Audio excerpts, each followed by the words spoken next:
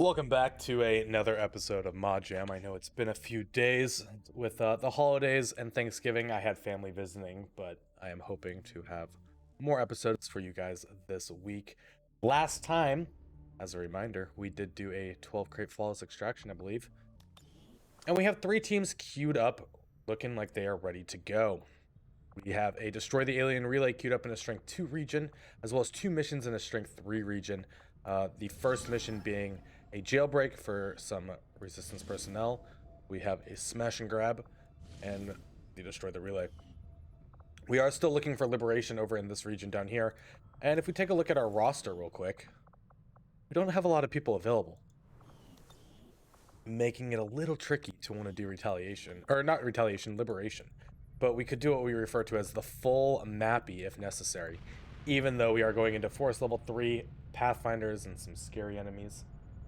But we're going to have to see what happens here. We are going to come down and scan here to further assist in hopefully finding that Liberation. Do have a Smash and Grab with a 5-day, 20-hour backup in Eastern US, but with our roster pretty tanked right now and tasked, I don't think we're doing anything there. We have basic research coming out in 19 days. We do have 161 supplies, which we could invest into the GTS. Now I'm looking right now at our experience towards 70, which is when we could get Vulture, but getting wet work ahead of time could be valuable. I also want to take a look and see that we only have 1 scientist and 2 engineers. And so actually I do think this money, before anything else, needs to be invested into another scientist. We will have ways to get income. We'll have cores to sell off. We'll have things to sell off from these other missions. Including an autoloader for 10, you can have that. That's not that great. I think I want to hang on to the data pad for now. I don't need an expanded magazine. Experimental magazines, though, are very, very good to hang on to, as that allows you to give an ammo slot to most characters, as well as using additional secondaries, like grenades, medkits, things of those nature. So we are going to buy the scientists here, further increase our research speed. We are definitely trying to get to 3 engineers, but I'm really hoping we get a little lucky on one of these missions. Well, maybe not one of these missions, one of our next set of missions, so that we can get a free engineer. We do find Liberation with a 5-day timer, and since we're in a Strength 3 region, I'm not really confident on doing that. We can't over-infiltrate that, and that's even cutting it very close to a 5-man squad that could viably do it, even if we had soldiers. Sending rookies on that is just not going to happen. Since we do know where Liberation is, we are going to pull the scientist out of here to further assist with basic research. And we'll keep scanning until we have a mission ready. 15 days to counter our dark event. We will be queuing that up once we have a team that can do that. Strength has not moved around at all, but that is a great timer to find. Great dark event to counter, I'm sure. No idea what it is, but since we have such a long timer, I'm not going to spend the 5 intel on that. Our Smash and Grab is ready to go, and if we take a look, we have 7 hours on this. We are still at Force Level 2, and we are at the precipice of switching over to Force Level 3. It is in our best interest to launch this early, not even spend the extra 7 hours, hoping for the vulnerable, because Force Level 2 is still a Force level where we don't have to worry so much about the armor. We have a Scrapper, an Infantry, a Shinobi, and 3 rookies, so we are looking to get a few more promotions out here. So let's launch into this at 7 to 12.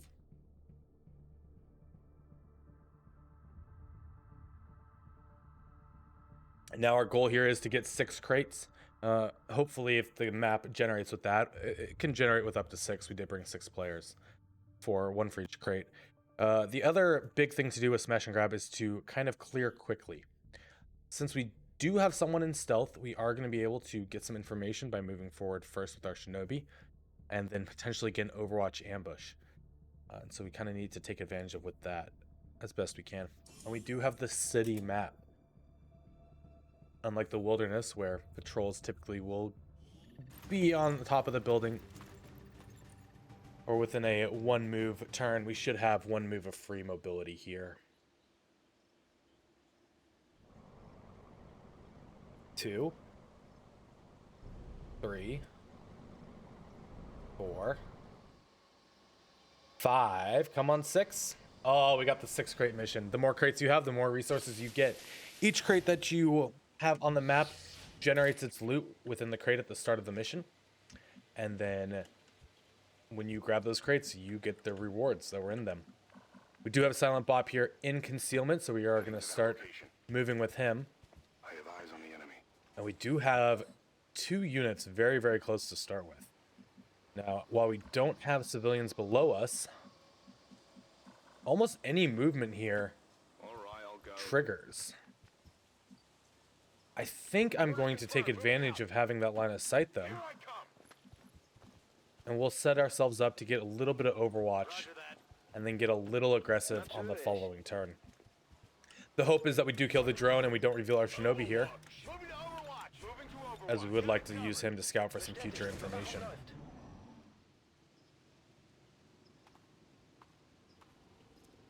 So they did walk away, which is not good for us, On my way. and I am going to need to take this engagement.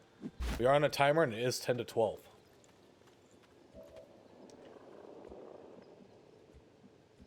Now, as I look at our soldiers, I do see that we have AP rounds here on Astro. And so I don't really want Astro to be the one to move because I'm going to want him to Let's do this. hopefully be able to get into a position of cover, take the shot drone, and eliminate the drone quickly. The Frostroid has put himself very far back, leaving little room for us to work. That is going to be a 73. I'm going to move up to the half cover and try to get a better position on the drone. Oh, but we lost the height advantage, and then we're now at 69. But nice. Let's see what we can do. We do hit for 3, which might just be enough. What's over there? As now even a graze will kill the drone. I do not think we have an answer to the Frost Droid, other than potentially overwatching him.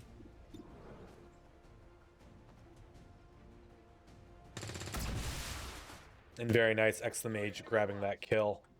I'm gonna move my Shinobi over this way, try to get some vision on something else. And we do have a Frost Droid, Biotrooper, Advent Trooper, and Armor Trooper.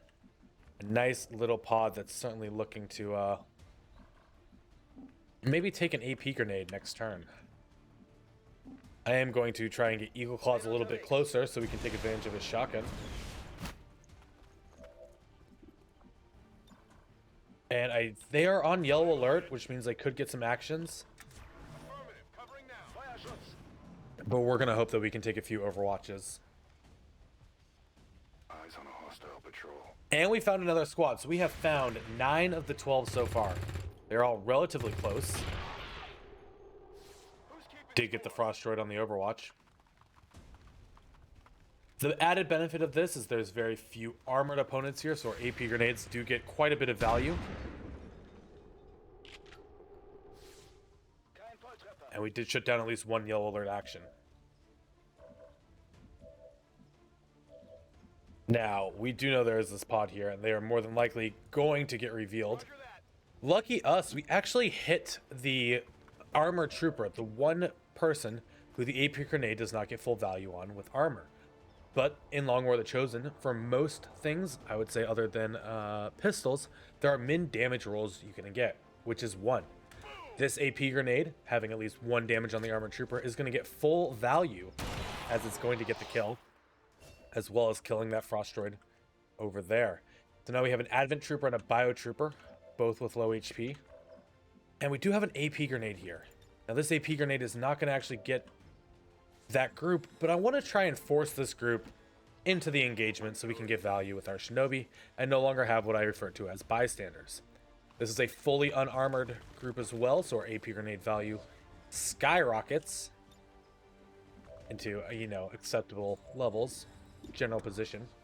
Let's take the flank shot from White Knight with the SMG, one of the best weapons you can have, except in this case where it misses. Orders confirmed. On the move. And we're going to see if Astro Boy can't maybe... You don't have reflex yet, do you? You're still a squatty? Okay. Can't maybe help us out here. Enemy down. Wonderful crit. My ammo's running low. Now, this Advent Trooper does have only 1 HP, so we can go back to that guaranteed minimum damage roll and focus our grenade center on this Trooper. Grenades do have fall-off damage, So the center of the explosion is going to do the most damage. Now, we don't really have good positions here. What we're going to do is we're probably going to bait the flashbang Bombs away. from the engineer onto these two, instead of him going for a shot, and move our scrapper up closer for next turn. We are at 9 enemies revealed of the potential 12, and this engineer has taken off to go join the last group. So far, so flawless. We do have a lot of loot to grab here, so we're going to start moving people up into position. Asset in tow. Not 100% sure that we will even trigger this next group, but they are going to be set onto yellow alert and want to join the fight very quickly. Now, to double check, our evac is quite far over here up on top of a building. We have 9 turns left, so we have, Moving out. you know, roughly 2 or 3 more turns of fighting if we want to have a clean, long period to grab loot On the move. and get out safely. Coming. So we'll slow it down just a little bit with a few more overwatches.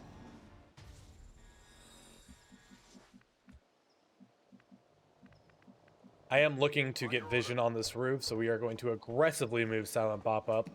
See if we can't find that final pod. And we can. Final pod is going to be a Necromancer, a Celatid Grub, and that Engineer, so there's only 11 on the map. The Engineer actually not activating with everything else for some reason, but let's see if Silent Bob can't change that. Handling that Necromancer with skill and finesse. Target neutralized.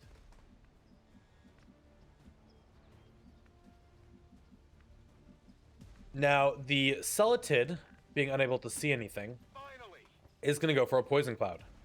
More than likely. His first main ability is certainly going to try to be Acid Spit, which will take off Ablative. Poison Cloud, I think, is the more dangerous of the two. Moving out. And so we would like to keep someone in vision, ideally behind full cover, to take the Acid Affirmative. Spit and potentially save us a little bit of Roger that. damage. Poison being a roll ability as well in Majib environment, but if it hits, it's going to do additional damage. So there we go. We bait out the Acid Spit. It misses. Nothing bad happens. The Engineer does have potential to get flanking positions, but has opted for the full cover shot at X the Mage. He will get a graze, which we can deal with. It's only ablative, after all. And that is only a 75% chance on the Bull Rush. We're going to start with the Bull Rush, though, with Eagle Claws. Try and get some value with him. And since he did get the hit, guarantees the stun. This will then allow our Shinobi to come help with the Engineer, and we can start cleaning up and grabbing these crates. Target assets. Hostile target down. Target package secured. Now, we do have a crate further back here. We have 2 crates further back here. Well, 3. I'm going to send these guys that way to get these crates. We have 2 crates on the roof. You know what, Knight? Why don't you go grab the crate up there? Really, with 7 turns left, we have more than enough time to grab all these crates safely and securely. Except for the small problem that I forgot that Celatid Grubs cannot be stunned. So we just gave up the Flawless due to my own mistakes by taking a single point of damage from that Poison Cloud that I did mention is the more dangerous part of the Celatid. Not only poisoning us, but also disorienting us. Now, hopefully, we can put ourselves in a position where we don't take more damage, but we would have had to move. There is a lot of mistakes that were just made right here, but that's okay. Got it covered. Gives us some time to use other people on some missions while our scrapper takes a little vacation after this. Got it. I got your stuff here. Welcome to Mod Jam, guys, where I forget things constantly, I'm going.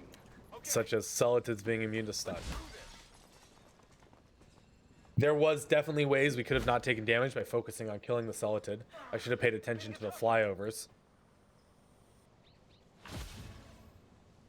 But that's my own fault, and for that we take 2 points of damage. Schon unterwegs.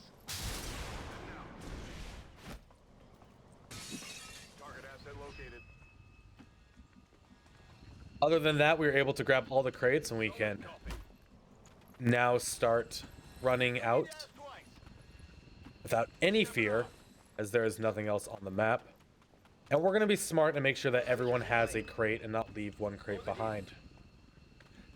Wow, this evac is on top of a container. Lucky us, we actually do have access to it. But if you guys recall in a previous mission, we did have an evac that was 100% inaccessible from anywhere other than staying up there the entire mission. Lucky for us at that point, though, we were able to destroy the evac, redrawing its location, and able to finish that mission successfully.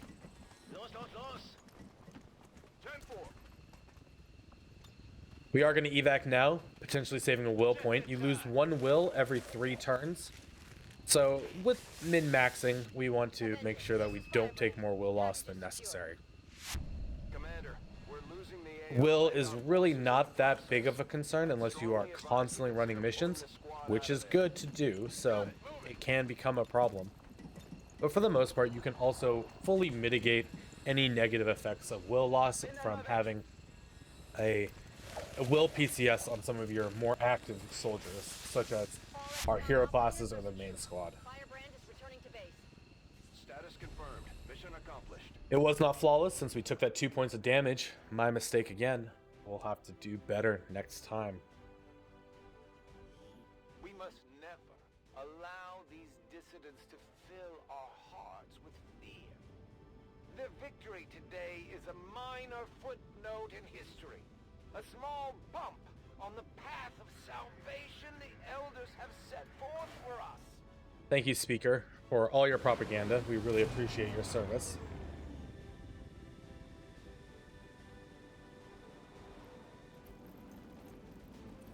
Do have several promotions here. Our Shinobi is taking Blade Master because our Shinobi is going to be going pretty much full melee here. Ghostwalker is good if you're doing a Shadow-based Shinobi, and Lone Wolf I certainly see value in, but for me, Blade Master is the way to go.